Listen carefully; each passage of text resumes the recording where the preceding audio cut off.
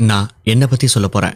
வாழ்க்கையில பல கனவுகளை சுமந்து வாழ்ந்த ஒரு இளைஞன். குடும்ப கஷ்டத்துக்காக எல்லா சுமைகளையும் என்னோட தலையில போட்டுட்டு வெளிநாட்டுக்கு வேலைக்கு போனேன். சொந்த தேவைக்கு பணத்தை சேர்க்காம சொந்த உறவுகளோட தேவைக்காக பணத்தை அனுப்பி வச்சேன். தம்பி தங்க எல்லாம் படிச்சு முடிக்கணும், அவங்களோட செலவுகள், குடும்ப தேவை, கடன், இப்படி எல்லாத்துக்காகவும் பார்த்த ஒரு வேலையோட இன்னொரு வேலையும் சேர்த்து பார்க்க ஆரம்பிச்சேன். ஆனா அப்பவும் என் குடும்பத்துக்கிட்ட இருந்து வந்த பதில் பணம் பத்தல. அனுப்புற பணம் எல்லாம் எங்க போகுதுன்னு தெரியல. அதை கேள்வி கேட்கவும் தோணல.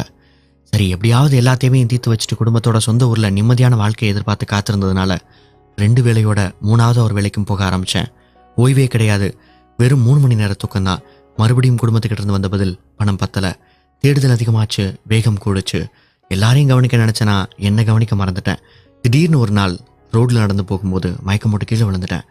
சுத்தி இருக்கவங்க எல்லாம் பதறி போய் தூக்கிட்டு ஹாஸ்பிட்டல் ஓடினாங்க. அவசரமா வந்து டாக்டர் செக் பண்ணி பார்த்தாரு. நான் இறந்து போய் 1/2 மணி நேரமாச்சு அப்படின்னு சொன்னாரு. என் ஒட்டுமொத்த குடும்பமும் எனக்காக வருத்தப்பட்டாங்க. ஆனா 1 வாரமாச்சு, 2 வாரமாச்சு, கொஞ்சம் கொஞ்சமா மறந்து இன்னைக்கு நான் இப்போ அவங்களோட ஞாபகத்துல இருக்கனான்னு கூட எனக்கு தெரியல. இப்பவும் நான் வாழ்ந்துட்டு இருக்கேன்னு சொன்னா நம்புவீங்களா? குடும்பத்தோட தேவைகளுக்காகவும் கஷ்டத்துக்காகவும் வெளிநாடு போயிருக்கக்கூடிய ஒவ்வொருத்தருக்குள்ளேயும் நான் இருக்கேன். உங்ககிட்ட நான் வைக்க போற கோரிக்கை ஒண்ணுதான்.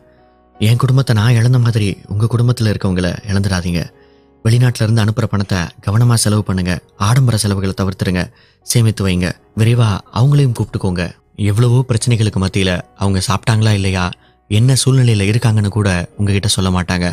அதை நீங்களா புரிஞ்சுக்கிட்டு அவங்களுக்கு தோள் கொடுக்கணும், கை கொடுக்கணும். நீங்க படிப்பு முடிச்சிட்டீங்களா? ஏதாவது ஒரு வேலைக்கு போங்க. அப்பதான் குடும்பம் நல்லா இருக்கும். சுமைகளை ஒருத்தரா சுமக்க முடியாது. வேலையை பகிர்ந்துக்கோங்க. இந்த நிலைமை உங்க குடும்பத்துல யாருக்கும் வரக்கூடாதுன்னா அன்பா இருங்க, அன்பை பகிர்ந்துக்கோங்க. வெளிநாட்டில் வேலை பார்க்கக்கூடிய ஒவ்வொருவரின் குரலாக உங்கள் அதிரியஃபம் 90.4. நமது சமூகம், நமது நலன்.